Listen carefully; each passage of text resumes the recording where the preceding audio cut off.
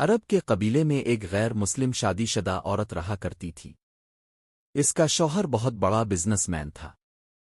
ایک مرتبہ اس نے سنا کہ عرب یعنی مکہ میں اللہ کے آخری نبی جو اللہ کے محبوب نبی ہیں، ان پر ایک سورت نازل ہوئی ہے جس کا نام ہے سورت الفاتحہ، جس میں ہر بیماری سے شفا موجود ہے۔ وہ جس پر بھی دم کی جاتی ہے یا پڑھ کر پھونکی جاتی ہے، وہ انسان اچھا ہو جاتا ہے، یہاں تک کہ اس میں بے شمار برکات ہے۔ اس میں اب عقیدے کی بات ہے، مسلم ہو یا غیر مسلم، اللہ پاک جس کے دل میں ایمان کی روشنی ڈالنا چاہے۔ اللہ کی قدرت کا تو اب سب کو اندازہ ہوگا۔ اب کسی شخص سے اس عورت نے سورت فاتحہ سیکھ لی، پھر جب اس نے سورت فاتحہ کا ترجمہ پڑھا تو اس کی آنکھوں میں آنسو آ گئے۔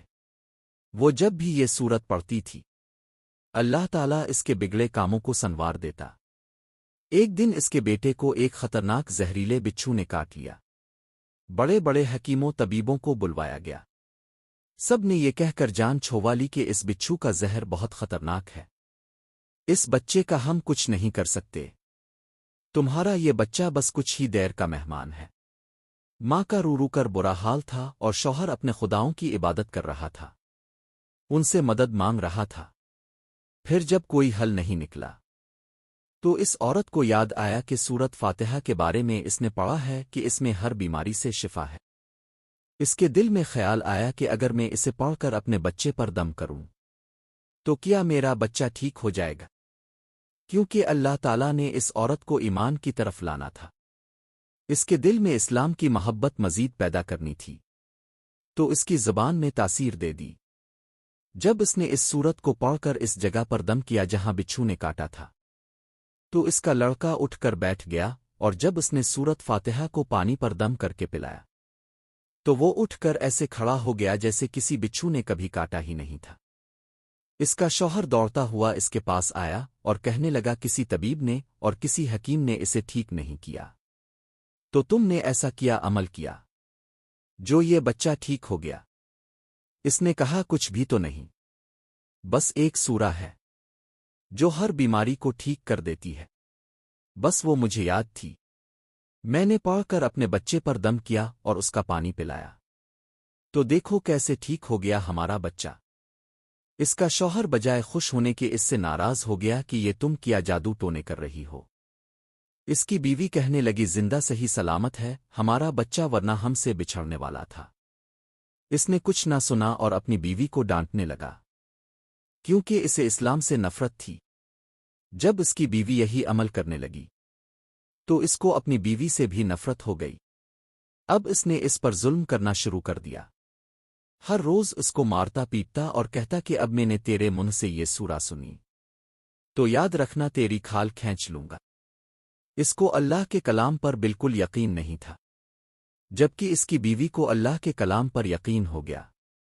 اب اس عورت کو اللہ تعالیٰ نے کس طرح مدد کی یہ بھی بڑا ایمان افروز ہے۔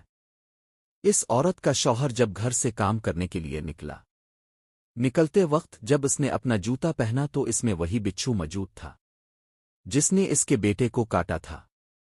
اس کے ڈنگ سے وہ بچہ تو بچ گیا مگر خود نہ بچ سکا، کیونکہ جب بچھو نے اس کو کاٹا تو زہر پورے جسم میں پھیل گیا اور تڑپ تڑپ کے وہیں دم توڑ گیا۔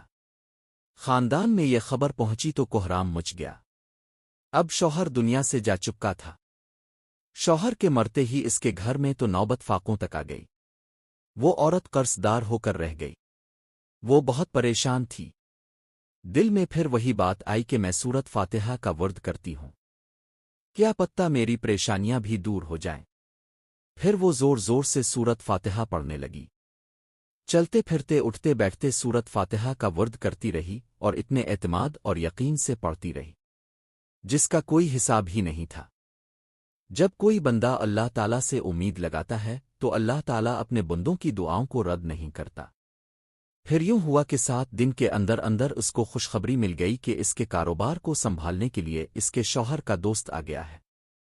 جب دوست کو خبر ملی کہ دوست کی بیوہ کا کوئی سہارا نہیں ہے تو وہ اس کی بیوہ کے پاس آیا اور کہنے لگا اب فکر نہ کریں، وہ میرے بھائی کی طرح تھا، میں آپ کی مدد کروں گا اور جو بھی پریشانیاں ہیں وہ سب دور ہو جائیں گی۔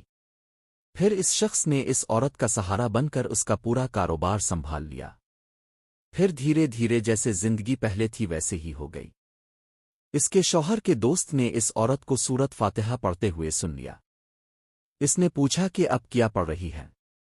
کیا یہ کوئی منتر ہے جس سے بہت فائدہ ہوتا ہے؟ مجھے بھی سکے۔ اس پر وہ عورت کہنے لگی یہ کوئی منتر نہیں ہے، بلکہ مسلمانوں کی مقدس کتاب قرآن مجید جو ان کے پیغمبر پر نازل ہوئی ہے، یہ اس میں سے ایک سورت ہے جس کا نام سورت فاتحہ ہے۔ پھر کہنے لگی مجھے تو اس پر بہت یقین ہے، میں نے کسی سے یہ سورہ فاتحہ سیکھ لی تھی اور اب میں چلتے پھرتے یہ سورت پڑھتی رہتی ہوں۔ وہ شخص کہنے لگا کہ اب مسلمان کیوں نہیں ہو جاتی اگر اتنا ہی اس سورت کو مانتی ہے؟ وہ مزید کہنے لگا کہ ایک سورت کی اتنی تاثیر ہے تو پورے قرآن کی کتنی تاثیر ہوگی؟ وہ عورت کہنے لگی کہ میں مسلمان تو ہو جاؤں لیکن میرا شوہر نہیں مانتا تھا۔ اس شخص نے کہا کہ اب تو آپ کا شوہر بھی نہیں ہے اور ایک سورت کے ساتھ اب کی محبت دیکھ کر میں اتنا زیادہ متاثر ہوا ہوں کہ میں بھی اب کے ساتھ مسلمان ہونا چاہتا ہوں۔ ہم دونوں قرآن مجید سیکھیں گے اور ضرور پڑھیں گے۔ وہ کہنے لگی جی، آپ نے بالکل صحیح کہا، اور یوں وہ دونوں مسلمان ہو گئے۔